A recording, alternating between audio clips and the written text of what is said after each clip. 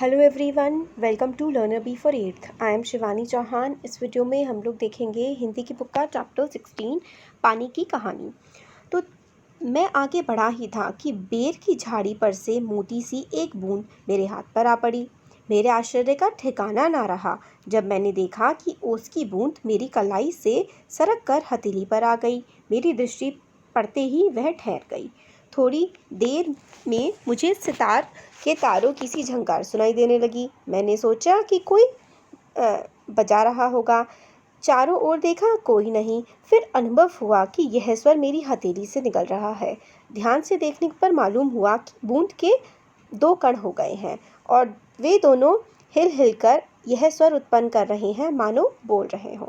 तो इसमें देखिए जो कविता ये है, कहानीकारी कहते हैं कि मैं थोड़ा सा आगे बढ़ा था कि बेर होता है ना, बेर का पेड़ जो बेर खाते हैं उसकी झाड़ी सी होती है, क्योंकि उसमें काफ़ी ज़्यादा कांटे होते हैं, पत्ते बहुत छोटे होते हैं। तो उसमें से कवि नहीं, कहानीकार कहते हैं कि वहाँ से ना एक बिल्कुल मोती जैसा एक बूंद जो है मेरी हथेली पर आकर के टपक गई। मुझे काफ़ी ज़्यादा आश्चर्य हुआ कि मतलब ये क्या हुआ एकदम से। फिर वो हाथ पे टपकी थी और सरक करके खिसक कर मेरी कलाई से सरक कर हथेली पर। हथेली क्या होता है, जो आप अपना हाथ सीधा करते हैं तो बीच में होती है ना, पता ही होगा सबको, है ना, हथेली। तो ये कहते हैं कि मेरी आंख उस बूंद पर पड़ी और वो वहाँ पर जा कर के रुक गई। थोड़ी देर बाद मेरे को ऐसा लगा जैसे कहीं पर सितार बज रहा हो। मैंने इधर उधर देखा कि सितार तो कोई बजा नहीं रहा था। सितार एक इंस्ट्रूमेंट होता है, म्यूजिकल इंस्ट्रूमेंट, तो वो तो कोई बजा नहीं रहा था। फिर मेरा ध्यान अपनी हथेली की तरफ गया तो मैंने देखा कि अब मेरे हाथ पर ओस की दो बूंदें हैं जो आपस में हिल रही हैं ना, टकरा रही हैं। तो ऐसा लग रहा है कि सितार जैसी आवाज़ निकाल रही हो। और जो ये राइटर हैं ये कहते हैं, मेरे को तो ऐसा लग रहा था कि वो आपस में बोल रही हैं।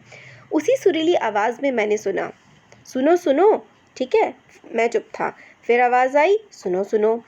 अब मुझसे ना रहा गया, मेरे मुख से निकल गया, कहो कहो। तो एकदम से देखिए यहाँ पर दिखाते हैं कि ओस की बूंद जो है, ये राइटर जो है इनके हथेली पर है और इनको आवाज़ आ रही है जैसे कि हथेली पर से कोई कह रहा है सुनो सुनो। फिर ये कहते हैं कि पहले तो मैंने कुछ जवाब नहीं दिया, फिर दोबारा से आवाज़ आई, सुनो सुनो। तो जो राइटर है उन्होंने कह ही दिया कि हाँ अच्छा ठीक है, कहो कहो, बोलो क्या बात है। ओस की बूंद मानो प्रसन्नता से हिली और बोली, मैं ओस हूँ। तो ओस की बूंद ने बोला, वो खुश होकर के हिलने लगी। जब राइटर ने कहा कि ठीक है बोलो क्या बोलना चाहते हो, तो उसने कहा कि मैं ओस की बूंद हूँ। तो राइटर कहते हैं, मैंने कहा मैं जानता हूँ, लोग मुझे पानी कहते हैं, जल भी। फिर राइटर ने फिर से कहा, ठीक है भाई, मालूम है, मैं बेर के पेड़ में से आई हूँ। ठीक है, झूठी, मैंने कहा और सोचा, बेर के पेड़ से क्या पानी का फव्वारा निकलता है। फिर एकदम से इसने कहा, जब ओस की बूंद ने राइटर से, कि मैं जो है बेर के पेड़ से आई हूँ, तो एकदम राइटर ने कहा, झूठी, क्या कोई बेर के पेड़ में क्या कोई फव्वारा निकलता है जो तुम बेर के पेड़ में से आई हो। फव्वारा फाउंटेन है ना, जैसे पानी निकलता है। बूंद फिर से हिली, मानो मेरे अविश्वास से उसे दुख हुआ हो। मतलब राइटर ने उसकी बात नहीं मानी ना, तो उसको थोड़ा सा दुख हो गया। सुनो, मैं इस पेड़ के पास की भूमि में बहुत दिनों से इधर उधर घूम रही थी। मैं कणों का हृदय टटोलती फिरती थी कि एकाएक पकड़ी गई। कैसे, मैंने पूछा। तो ये कहती है कि मैं जो है उसकी बूंद बता रही है राइटर को कि जो है मैं पहले कुछ टाइम से ना, मैं जो ये बेरी का पेड़ है ना, इसके पास ऐसे ही मैं इधर उधर घूमती रहती थी। फिर एकदम एक दिन क्या हुआ कि मैं पकड़ी गई। फिर राइटर कहते हैं कि कैसे पकड़ी गई। तो वो बताती है, वह जो पेड़ तुम देखते हो ना, वह ऊपर ही इतना बड़ा नहीं है, पृथ्वी में भी लगभग इतना ही बड़ा है। उसकी बड़ी जड़ें, छोटी जड़ें और जड़ों के रोए हैं। वे रोए बड़े निर्दयी होते हैं। मुझ जैसे असंख्य जलकणों को वो बलपूर्वक पृथ्वी से खींच लेते हैं। कुछ को तो पेड़ एकदम खा जाते हैं और अधिकांश का सब कुछ छीनकर उन्हें बाहर निकाल देते हैं। फिर ये आगे बताती है कि जो तुम पेड़ देख रहे हो ना सामने, ये जितना धरती के ऊपर है, ये इतना ही धरती के नीचे भी है। धरती के नीचे इसकी बहुत सारी जड़ें हैं। ऐसे करके कहती है कि धरती के नीचे जो है ना, इसकी बहुत सारी इस तरीके से जड़ें होती हैं। जितना ये धरती के ऊपर होता है ना, उतना ही धरती के ये नीचे भी होता है। और इस पे ना रोए रोए रोए रोए भी ऐसे ऐसे करके रोए होते हैं इसकी जड़ों पर।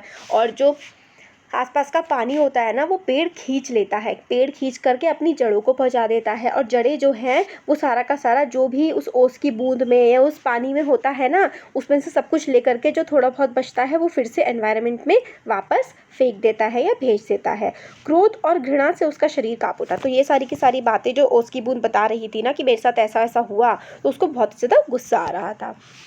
फिर वो आगे बोलती है, तुम क्या समझते हो वे इतने बड़े हों ही खड़े हैं? उन्हें इतना बड़ा बनाने के लिए मेरे असंख्य बंधुओं ने अपने प्राण नाश किए हैं। मैं बड़े ध्यान से उसकी कहानी सुनता रहा। तो फिर वो जो उसकी बूंद है वो कहने लगी कि ये जो पेड़ हैं इतने बड़े ऐसे ही नहीं हुए हैं, मेरे जैसे भाई बंधु, मतलब मेरे जैसी जो बूंदें होती हैं ना पानी की, बहुत सारी कई हज़ारों लाखों बूंदों ने इनको सींचा है, और मेरी मदद की वजह से ही मेरे जैसे उस जो बूंदें हैं पानी की, मेरे भाई बहन, ठीक है, पानी की बूंदें अपने आप को भाई बहन कह रही है, मतलब अपने और जो दूसरी बूंदें उनको, कि मेरे और मेरे भाई बहनों की हेल्प से ही तो ये इतने बड़े हो पाए हैं। और राइटर उसकी बातें बड़े ध्यान से सुन रहे थे। फिर आगे वो कहती है, हाँ तो मैं भूमि के खनिजों को अपने शरीर में घुलाकर आनंद से फिर रही थी कि दुर्भाग्यवश एक रोए से मेरा शरीर छू गया। मैं कांपी, दूर भागने का प्रयास किया, परंतु वे पकड़कर छोड़ना नहीं जानते। मैं रोए में खींच ली गई। फिर ये कहती है जो पानी की बूंद है कि मैं जो है ज़मीन पर आराम से घूम रही थी, और जो ज़मीन की सुंदर सुंदर चीज़ें हैं, खनिज जो हैं, वो अपने शरीर से घुलाकर आनंद से फिर रही थी। मतलब अब पूरी जो एनवायरनमेंट था ना उसका मज़ा ले रही थी। बट क्या हुआ एकदम से कि जो एक जड़ ने मुझे पकड़ लिया, और एक बार जो जड़ वो पकड़ लेती है पानी को तो फिर वो छोड़ती नहीं है, तो उसने मुझे पकड़ लिया और उसने मुझे छोड़ा नहीं और मुझे अपने अंदर खींच करके ले गया। फिर क्या हुआ, अब राइटर कहते हैं कि अच्छा वो तुम्हें अंदर खींच करके ले गया, उसके बाद क्या हुआ? तो मेरी उत्सुकता बढ़ती जा रही थी। राइटर कहते हैं कि मैं मतलब जानना चाह रहा था कि जो पानी की बूंद या ओस की बूंद है वो क्या बताएगी। और आगे तो पानी की बूंद या उसकी बूंद जो है वो बताती है, मैं एक कोठरी में बंद कर दी गई, मतलब वो जो जड़ थी उसने मुझे खींच लिया और फिर मुझे एक कोठरी में बंद कर दिया। थोड़ी देर बाद ऐसा जान पड़ा कि कोई मुझे पीछे से धक्का दे रहा है और कोई मानो हाथ पकड़कर आगे को खींच रहा है। मेरा एक भाई भी वहां लाया गया, उसके लिए स्थान बनाने के कारण मुझे दबाया जा रहा था। आगे एक और बूंद मेरा हाथ पकड़कर ऊपर खींच रही थी। मैं उन दोनों के बीच पिस चली। फिर ये कहती है कि जब मेरे को उस जो जड़ थी, उसके रोए जो थे जड़ के, उसने जब मुझे अपने अंदर खींच लिया था तो एकदम कोठरी सी में मुझे बंद कर दिया गया। और फिर उसके बाद थोड़ी देर बाद मेरा भाई भी वहाँ पर आ गया, और वहाँ पर पहले से ही एक ओस की बूंद थी, तो वो मुझे अपनी तरफ खींच रही थी, और जो मेरा जो भाई था वो मुझे अपनी तरफ खींच रहा था। तो ऐसा लग रहा था जैसे कि मैं उन दोनों के बीच में पिस सी गई हूँ। मैंने लगभग 3 दिन तक यह सासत भोगती रही, मतलब ये जो खींचातानी और दबाव ये सब मैं 3 दिन तक भुगतती रही। मैं पत्तों के नन्हे नन्हे छेदों से होकर जैसे तैसे जान बचाकर भागी। फिर कहती है कि जब, क्योंकि क्या होता है जब रूट्स होती हैं, रूट से दोबारा पानी यहाँ लीव्स तक आता है ना, तो लीव्स में पोर्स होते हैं। आप लोग 8th क्लास के साइंस में तो पढ़ ही रहे हैं, 6th क्लास से पढ़ते आ रहे हैं। पोर्स होते हैं लीव्स में, पोर्स का मतलब होता है छेद होते हैं। तो ये पानी की बूंद कहती है कि मैं उस पत्ती जो है, पत्ती में जो छेद होता है ना, उसकी हेल्प से मैं दोबारा से बाहर निकल पाई हूँ। मैंने सोचा था कि पत्ते पर पहुँचते ही उड़ जाऊँगी, फिर मैंने सोचा जैसे ही मैं पत्ते पर पहुँचूँगी तभी उड़ जाऊँगी, परंतु बाहर निकलने पर पता लगा कि रात होने वाली थी। अब जैसे ही मैं बाहर निकली तो रात होने वाली थी, और सूर्य जो हमें उड़ने की शक्ति देते हैं जा चुके थे, और वायुमंडल में इतने जल की कण उड़ रहे हैं कि मेरे लिए वहाँ स्थान ही नहीं। तो फिर ये कहते हैं, मतलब देखिए यहाँ पे ना पूरी की पूरी साइंस की बात चल रही है कि किस तरीके से पानी जो है रूट्स में जाता है, ठीक है, एनवायरनमेंट से रूट्स में जाता है, रूट्स की हेल्प से फिर वो पत्तियों में जाता है, फिर पत्तियों में जो है फिर से जब पत्तियाँ अपना पानी वो सारा यूज़ कर लेते हैं उसके बाद वो दोबारा से एनवायरनमेंट में चला जाता है। तो यही बताती है कि जब मैं पत्ती तक पहुँची तो फिर रात हो गई थी, और एनवायरनमेंट में जो है बहुत ज़्यादा पानी की बूंदें थी, मेरे लिए जगह ही नहीं थी, और जो है सूरज जा चुके थे, सूरज की वजह से ही तो मैं पानी में उड़ पाती हूँ। तो फिर कहती है मैं अपने भाग्य को कोसने लगी और पत्ते पर ही सिकुड़ कर पड़ी रही। अभी जब तुमने देखा तो जान में जान आई और रक्षा पाने के लिए तुम्हारे हाथ पर कूद पड़ी। और फिर कहती है कि मैं जो है पत्ते की पत्ते के ऊपर थी बूंद की तरह, और मतलब जैसे मैंने तुम्हें देखा तो मेरी जान में जान आई और मैं तुम्हारे हाथ पर कूद पड़ी। इसलिए इस दुख तथा भागपूर्ण कहानी का मुझ पर बड़ा प्रभाव पड़ा। मैंने कहा, जब तक तुम मेरे पास हो कोई पत्ता तुम्हें ना छू सकेगा। फिर जो राइटर होते हैं वो इतनी दुख भरी कहानी सुन के जो पत्ती उस बूंद की कहानी सुनते हैं तो राइटर को बड़ा दुख होता है। तो फिर वो कहते हैं राइटर कि जब तक तुम मेरे पास हो तुम्हें कोई भी छू नहीं पाएगा। फिर भैया तुम्हें इसके लिए धन्यवाद है। मैं जब तक सूर्य ना निकले तभी तक रक्षा चाहती हूँ। उनका दर्शन करते ही मुझ में उड़ने की शक्ति आ जाएगी। मेरा जीवन विचित्र घटनाओं से परिपूर्ण है। मैं उसकी कहानी तुम्हें सुनाऊंगी तो तुम्हारा हाथ तनिक भी ना दुखेगा। फिर वो कहती है कि भैया, राइटर को कहती है कि थैंक यू भाई, कि मतलब तुम मेरी तब तक रक्षा कर लो जब तक जो है सूरज ना निकले, क्योंकि जब सूरज निकल जाएगा तो उसके बाद तो मेरे में उड़ने की शक्ति आ जाएगी। फिर वो कहती है कि मेरी जो लाइफ है वो बहुत सारी कहानियों से भरी हुई है, परिपूर्ण है मतलब भरी हुई है, और मैं तुम्हें वो कहानियाँ सुनाऊंगी तो तुम्हारा हाथ मेरे उस पर रहने से दुखेगा भी नहीं। तो राइटर कहते हैं अच्छा ठीक है सुनाओ कहानी। तो वो कहती है, बहुत दिन हुए मेरे पुरखों मतलब मेरे जो पूर्वज हैं, हाइड्रोजन और ऑक्सीजन नामक दो गैसें सूर्यमंडल में लपटों के रूप में विद्यमान थी। तो कहती हैं कि मेरे पुरखे मतलब मेरे जो एंसेस्टर्स थे उसमें कौन था, हाइड्रोजन था और ऑक्सीजन था। तो कहती हैं कि ये जो सौर्यमंडल मतलब सोलर सिस्टम में जो हैं ये दोनों प्रेजेंट थे, हाइड्रोजन और ऑक्सीजन। ठीक है, लपटों के मतलब जो है आग के रूप में हाइड्रोजन और ऑक्सीजन प्रेजेंट थे हमारे सोलर सिस्टम में। सूर्यमंडल अपने निश्चित मार्ग पर चक्कर काट रहा था। वे दिन थे जब हमारे ब्रह्मांड में उथल पुथल हो रही थी, अनेक ग्रह और उपग्रह बन रहे थे। तो फिर ये कहती हैं कि सूर्यमंडल मतलब जो सोलर सिस्टम है वो मतलब अपनी जगह घूम रहा था, और उस समय ना जो ब्रह्मांड था उस समय यूनिवर्स में बड़ी उथल पुथल हो रही थी, मतलब नए नए प्लैनेट्स बन रहे थे, नए नए जो है सोलर सिस्टम्स बन रहे थे। तो ये बताती हैं। ठीक है, उपग्रह मतलब जो होते हैं माइनर प्लैनेट्स होते हैं, जैसे कि एस्ट्रॉइड्स एंड मीटियोर्स वगैरह। फिर राइटर कहते हैं, ठहरो, क्या तुम्हारे पुरखे अब सूर्यमंडल में नहीं हैं? तो फिर एकदम से राइटर पूछता है कि जो तुम्हारे पुरखे हैं ऑक्सीजन, और कौन है इनके पुरखे? पानी की बूंद के पुरखे मतलब एंसेस्टर्स, इनके दादी वगैरह परदादे वगैरह। तो ये कहते हैं क्या राइटर पूछते हैं कि अब तुम्हारे जो पुरखे हाइड्रोजन ऑक्सीजन है क्या अब ये सूर्यमंडल में सोलर सिस्टम में प्रेजेंट नहीं है क्या? तो ये कहती हैं हाँ, उनके वंशज अपनी भयावह लपटों से अब भी उनका मुख उज्जवल किए हुए हैं। हाँ, तो मेरे पुरखे बड़ी प्रसन्नता से सूर्य के धरातल पर नाचते रहते थे। तो कहती है कि जब राइटर कहते हैं कि क्या हाइड्रोजन ऑक्सीजन अब वहाँ पर नहीं है, तो वो कहती है जो सूरज की लपटें हैं ना, लपटें उसकी फॉर्म में ये क्या हो गया, जो सूरज की लपटें हैं उसके फॉर्म में मेरे पुरखे यानी कि हाइड्रोजन ऑक्सीजन वहाँ पे प्रेजेंट है। तो कहते हैं कि मेरे पुरखे हैं काफ़ी खुशी से सूर्य के धरातल मतलब सूरज की जो ज़मीन है उस पर नाचते रहते हैं, आराम से डांस करते रहते हैं। एक दिन की बात है कि दूर एक प्रचंड प्रकाश पिंड दिखाई पड़ा।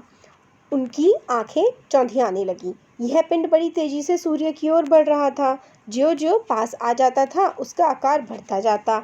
यह सूर्य से लाखों गुना बड़ा था। उसकी महान आकर्षण शक्ति से हमारा सूर्य कांप उठा। ऐसा ज्ञात हुआ कि उस ग्रहराज से टकराकर हमारा सूर्य चूर हो जाएगा, पर वैसा हुआ नहीं। वह सूर्य से सहस्त्रों मील दूर ही घूम चला, परंतु उसकी भीषण आकर्षण शक्ति के कारण सूर्य का एक भाग टूटकर उसके पीछे चला। सूर्य से टूटा हुआ भाग इतना भारी खिंचाव संभाल न सका और कई टुकड़ों में टूट गया। उन्हीं में से एक टुकड़ा हमारी पृथ्वी है। यह प्रारंभ में एक बड़ा आग का गोला थी। ऐसा, परंतु उन लपटों से तुम पानी कैसे बनी? तो ठीक है, तो अब इसमें ये जो अभी हमने पढ़ा पैराग्राफ, इसका ये मतलब है कि जो पानी की बूंद है ना वो बता रही है कि ऐसा हुआ था कि जो हमारा सूर्य था ना वो पहले काफ़ी बड़ा था, जैसे कि हमारा सूरज है, ठीक है, ये पहले काफ़ी बड़ा था, बट सूरज से भी बड़ा एक और ग्रह आ गया, मतलब सूरज से भी काफ़ी ज़्यादा बड़ा एक और ग्रह आ गया।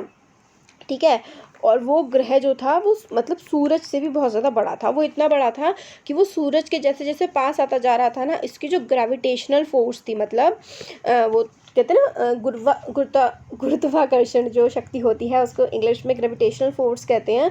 तो उसकी इतनी ज़्यादा स्ट्रॉन्ग थी कि जो हमारा सूरज है ना, हमारे सूरज के ना कई टुकड़े हो गए। जैसे कि सूरज पहले ऐसे था, फिर सूरज के कई सारे छोटे छोटे टुकड़े हो गए।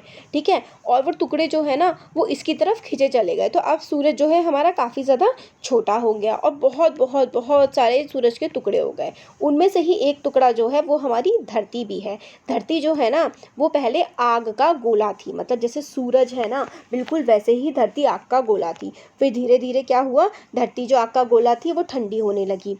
फिर राइटर पूछते हैं परंतु उन लपटों से तुम पानी कैसे बनी? फिर जो सूरज की लपटें थी और फिर उससे कई सारे वो विभाजन हो गए, उसमें से एक धरती भी थी, धरती पहले आग का गोला थी। ठीक है, ये सारी बात जो है पानी की बूंद ने राइटर को बता दी। अब राइटर पानी की बूंद से पूछते हैं कि तो उन लपटों से तुम पानी कैसे बनी? मुझे ठीक पता नहीं। हाँ, यह सही है कि हमारा ग्रह ठंडा होता चला गया। तो पानी मतलब लपटों से पानी की बूंदें कैसे बनी? तो बूंद ने कहा कि यह मुझे सही से नहीं पता है, बस मुझे इतना पता है कि हमारा जो ग्रह है ना धरती, जो कि पहले बिल्कुल लपटों से भरा हुआ था, अब ये ठंडा होता गया। और मुझे याद है कि अरबों वर्ष पहले मैं हाइड्रोजन, ये हाइड्रोजन जो है ये हाइड्रोजन है, और ओजोन जो ऑक्सीजन के रासायनिक क्रिया के कारण उत्पन्न हुई। इसका ये मतलब है कि मतलब ये कहती है कि किस तरीके से मैं लपटों से पानी बनी ये तो मुझे याद नहीं, मगर कई अरब मतलब बहुत हज़ार साल पहले जो हाइड्रोजन है और ऑक्सीजन है, इनके रसायन मतलब इनके कॉम्बिनेशन की वजह से मैं क्या बनी, मैं H2O बन गई, मैं पानी बन गई। ठीक है, तो ये बात ये कहते हैं कि इनके जो है मिलन की वजह से ही मैं H2O बन गई, पानी बन गई। फिर आगे बताती है, उन्होंने आपस में मिलकर अपना प्रत्यक्ष अस्तित्व गवा दिया और मुझे उत्पन्न कर दिया। तो ये कहते हैं कि मतलब उन्होंने अपना अस्तित्व, मतलब पहले वो क्या था, हाइड्रोजन था और ऑक्सीजन अलग अलग था, फिर उनका अस्तित्व खत्म हो गया, वो अलग अलग नहीं रहे, वो अब क्या बन गए, वो तो अब वाटर H2O बन गए। तो उन्होंने अपना अस्तित्व मतलब अपनी पर्सनालिटी अलग अलग खो दी और वो मिल करके एक नई चीज़ बन गए, यानी कि पानी बन गया। और ये ओस की बूंद कहती है कि मैं बन गई, उत्पन्न हो गई पानी। मैं उन दिनों भाप के रूप में पृथ्वी के चारों ओर घूमती फिरती। तो जो पृथ्वी है, अब मैं ऑक्सीजन और हाइड्रोजन जो मिले, ये भाप बन करके मैं पृथ्वी के भाप के रूप में कहते हैं कि मैं पृथ्वी के चारों ओर चक्कर लगाने लगी।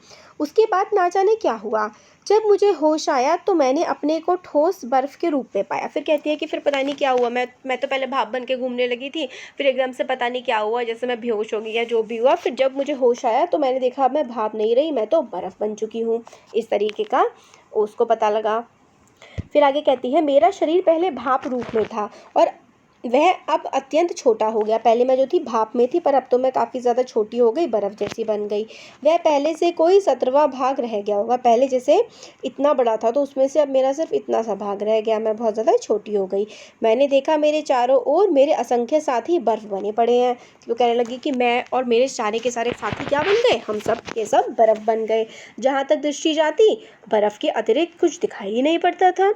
जिस समय हमारे ऊपर सूर्य की किरणें पड़ती थीं तो सौंदर्य बिखर पड़ता था। फिर कहती थी कि जो बर्फ़ पे जब सूरज की रोशनी पड़ती थी तो सारी जगह सुंदर सुंदर हो जाती थी।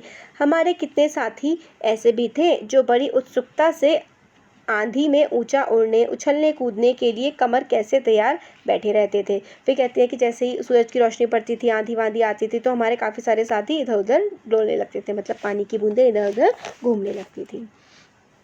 बड़े आनंद का समय रहा होगा वहाँ। फिर राइटर कहते हैं बड़ा मज़ा आता होगा। तो वो कहती है हाँ, बड़े आनंद का। कितने दिनों तक रहे थी तुम? तो राइटर पूछते हैं उसकी बूंद से कि तुम वहाँ कितने दिनों तक रही थी? तो वो कहती है कई लाख वर्षों तक। कई लाख, हाँ, चौको नहीं। मेरे जीवन में 200 वर्ष दाल और नमक के समान भी नहीं है। तो वो कहती है मेरी जो ज़िंदगी है ना ओस की बूंद की, वो 100-200 साल तो मतलब ऐसा होता है जैसे कि दाल में नमक हो, मतलब बहुत ही कम। मेरे ऐसे दीर्घजीवी से वार्तालाप करते जान अपने को धन्य माना और ओस की बूंद के प्रति मेरी श्रद्धा बढ़ चली। तो दीर्घजीवी मतलब इतना लंबा जीवन जीने वाले। तो यहाँ पे राइटर बोल रहे हैं कि जब मैंने इतना ज़्यादा अरबों साल, मतलब जब धरती बनी भी नहीं थी, जब सूर्य था, उस समय के जो जीव है ये पानी, इससे जब मैंने बात करी तो मैंने अपने जीवन को धन्य माना। मतलब राइटर कहते हैं कि मैंने सोचा कि मेरा जीवन तो जैसे सफल हो गया हो और मेरी जो श्रद्धा है, मेरी भक्ति, वो उस ओस की बूंद की तरफ बढ़ने लगी। आगे कहते हैं, हम शांति से बैठे एक दिन हवा से खेलने की कहानियाँ सुन रहे थे कि अचानक ऐसा अनुभव हुआ मानो हम सरक रहे हों। सबके मुख पर हवाइयाँ उड़ने लगी। अब क्या होगा? फिर वो कहते हैं कि एक दिन हम लोग शांति से बैठे हुए थे और हवा से खेलने की कहानियाँ सुन रहे थे। मतलब हम बैठे हुए थे और हवा से हम लोग कहानियाँ सुन रहे थे। फिर एकदम से क्या हुआ, अचानक पता नहीं क्या होने लगा, सबके मुँह से हवाइयाँ उड़ने लगी। इतने दिन आनंद से काटने के पश्चात अब दुख सहन करने का साहस हम में ना था। फिर कह रहे हम लोग बर्फ थे, आराम से रह रहे थे, फिर एकदम से पता नहीं क्या विपदा आ गई, हम आराम से रह रहे थे, अब हमें संकट को झेलने की ताकत नहीं बची थी। बहुत पता लगाने पर हमें ज्ञात हुआ कि हमारे भार से ही हमारे नीचे वाले भाई दबकर पानी हो गए हैं। उनका शरीर ठोसपन को छोड़ चुका है और उनके तरल शरीर पर हम फिसल चले हैं। तो अब ये कहती हैं कि हम लोग इतनी बर्फ़ ऊपर की भारी थी कि जो नीचे की परत थी ना, अब वो पानी बन चुकी है।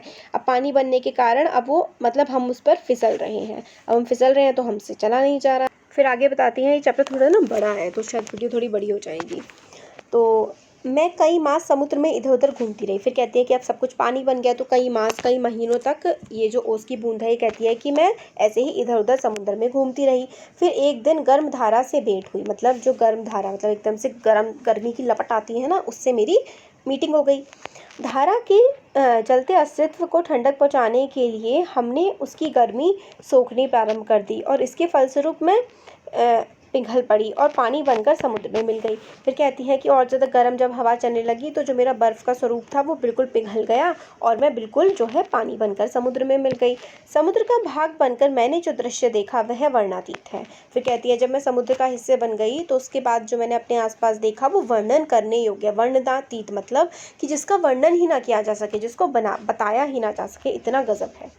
मैं अभी तक समझती थी कि समुद्र में केवल बंधु बांधवों का ही राज्य है। फिर कहती है कि मेरे को लगता था कि समुद्र में सिर्फ हम जैसे पानी पानी है और कुछ है ही नहीं, परंतु अब पता लगा कि समुद्र में चहल पहल वास्तव में दूसरे ही जीवों की है और उसमें निरा नमक भरा पड़ा है। कहती है कि पहले मेरे को लगता था समुद्र में सिर्फ पानी पानी है, बट अब तो समुद्र में बहुत सारे जीव दिखते हैं मुझे और पूरे में क्या है, समुद्र में तो नमक, समुद्र का जो पानी है उसमें तो नमक भरा पड़ा है।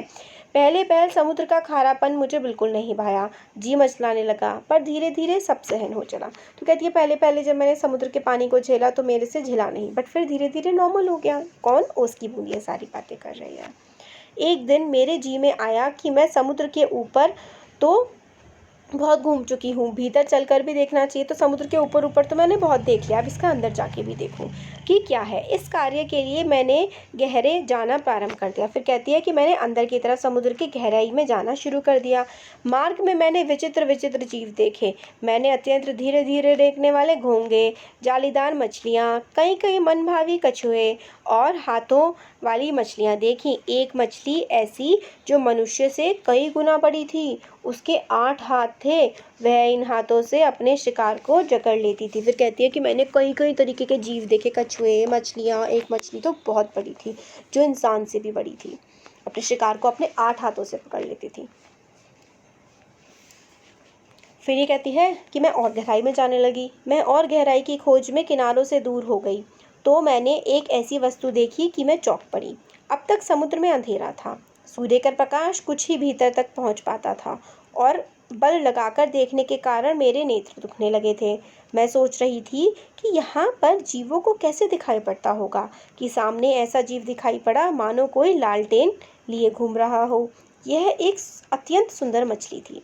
इसके शरीर से एक प्रकार की चमक निकलती थी जो इसे मार्ग दिखलाती थी। इसका प्रकाश देखकर कितनी छोटी छोटी अनजान मछलियाँ इसके पास आ जाती थीं और यह जब भूखी होती तो पेट भर उनका भोजन करती थी। फिर ये ओस की बूंद कहती है कि जब मैं पानी के और नीचे नीचे जाती रही तो सूरज का प्रकाश तो खत्म हो गया, मेरी आंखें दर्द करने लगी। फिर जैसे ही मैंने देखा कि एक चमकदार सी कोई चीज़ लालटेन हो जैसे, मतलब कुछ चमकदार सी चीज़ मुझे दिखाई पड़ी, तो वो एक तरीके की मछली थी और उस मछली के आसपास बहुत ही छोटी छोटी छोटी छोटी मछलियाँ प्रेजेंट थी।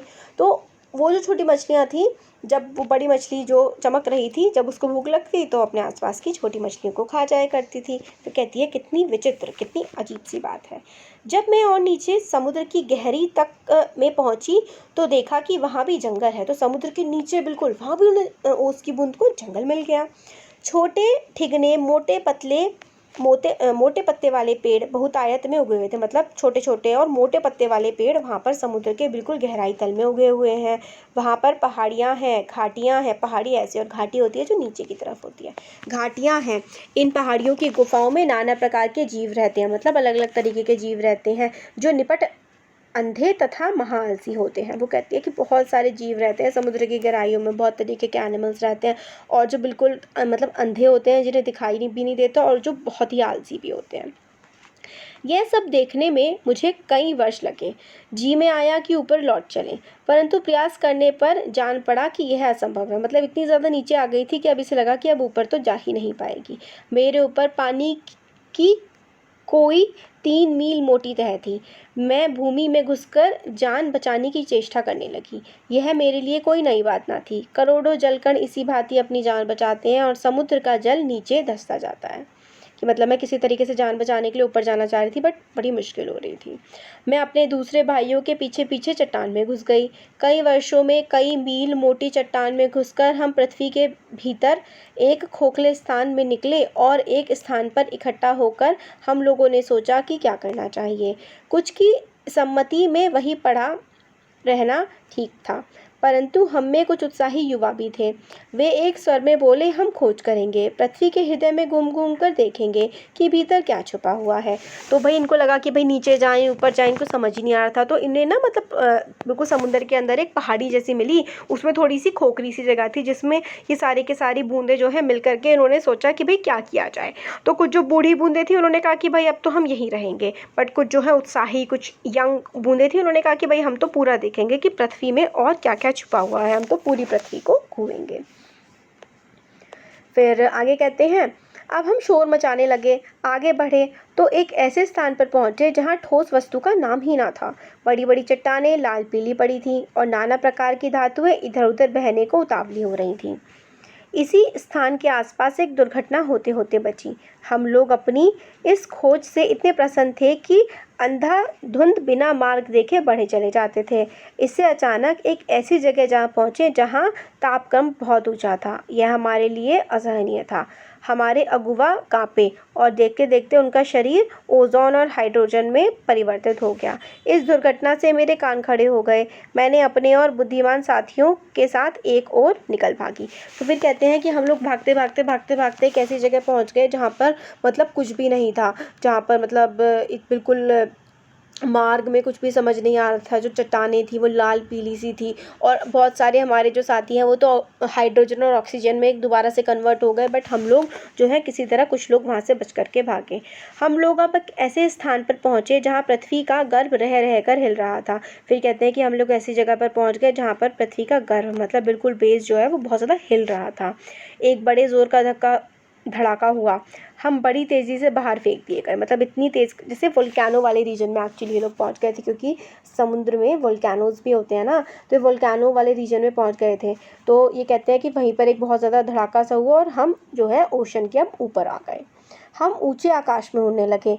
इस दुर्घटना से हम चौंक पड़े। अब वोल्केनो में धक्के की वजह से ये ऊपर पहुंच के आकाश में उड़ने लगे और उनको काफ़ी ज़्यादा चौंक गए कि हो क्या गया। पीछे देखने से पता लगा कि पृथ्वी जो है वो फट गई है और उसमें धुआं, रेत, पिघली धातुएं तथा लपटें निकल रही हैं। यह दृश्य बड़ा ही शानदार था और इसे देखने की हमें बार बार इच्छा होने लगी। फिर जो मतलब वोल्केनोज फटे ना और मतलब सब कुछ धुआं हो गया, रेत और धातुएं मतलब मेटल्स वगैरह पिघली हुई इधर उधर पड़ी हुई थी, तो इसको बड़ा अच्छा लगा और इसको लगा कि बार बार देखने का मन करने लगा। अब कहती है कि मैं समझ गया, तुम ज्वालामुखी की बात कर रही हो। तो राइटर ने कहा कि अच्छा, तुम ज्वालामुखी वोल्केनो की बात कर रही हो। हाँ, तुम लोग उसे ज्वालामुखी कहते हो। जब हम ऊपर पहुँचे तो हमें एक और भाप का बड़ा दल मिला। हम गरज कर आपस में मिले और आगे बढ़े। फिर कहने लगे कि हम लोगों को भाप मिली तो हम लोग सारे के सारे एक साथ मिल गए और आगे बढ़ने लगे। पुरानी सहेली आंधी के भी हमें यहाँ दर्शन हो गए। आंधी भी मिल गई। वह हमें पीठ पर लादे कभी उधर तो कभी इधर ले जाती। वह बड़े आनंद के दिन थे। हम आकाश में स्वच्छंद किलोले करते फिरते। फिर कहते कि बड़ा अच्छा टाइम था कि हम लोग जो है आकाश में ऐसे ही इधर उधर घूमा करते थे।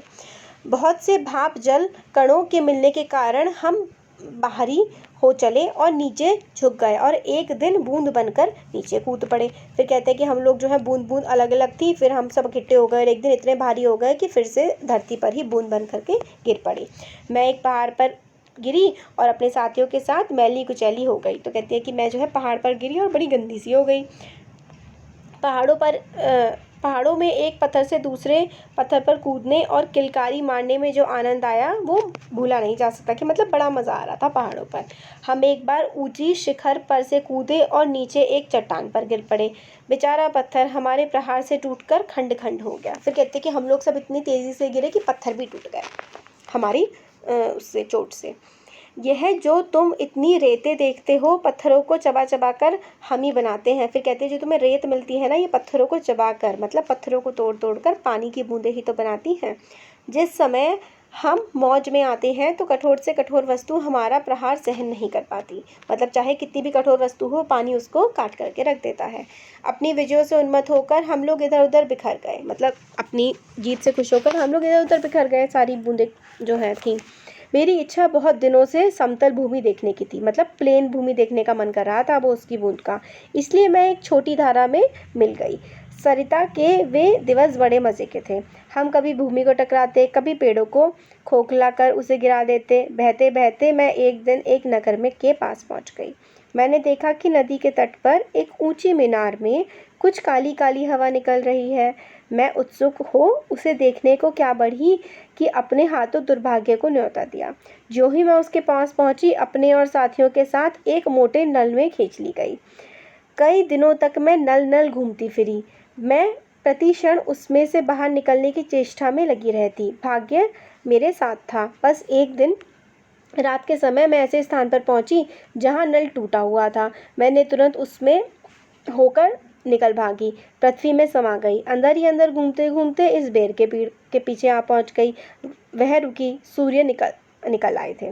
तो अब यहाँ पे बताती हैं कि मैं आराम से घूम रही थी, बट एकदम से क्या हुआ कि मेरे को हैंडपंप ने अपने नीचे खींच लिया। अब मैं जब ज़मीन के जो नीचे चली गई तो बिल्कुल मज़ा नहीं आया।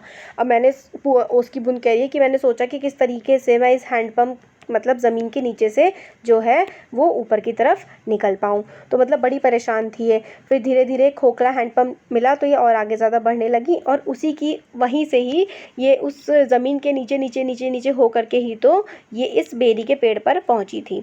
अब फिर कहती है वह रुकी, सूर्य निकल आए थे। अब वो कहानी सुना रही थी, बट कहानी सुनाते सुनाते जो है दिन हो गया था। बस मैंने कहा, हाँ मैं अब तुम्हारे पास नहीं ठहर सकती। सूर्य निकल आए हैं, तुम मुझे रोक कर नहीं रख सकते। वह उसकी बूंद धीरे धीरे घटी और आंखों से ओझल हो गई। तो फिर जब सूरज निकल आए तो तब तक पूरी कहानी भी हो चुकी थी कि कैसे कैसे वो उसने ट्रैवल किया। अब जो है सूरज निकल आए तो उसकी बूंद धीरे धीरे राइटर के हाथ से छोटी होने लगी और हवा में उड़ गई।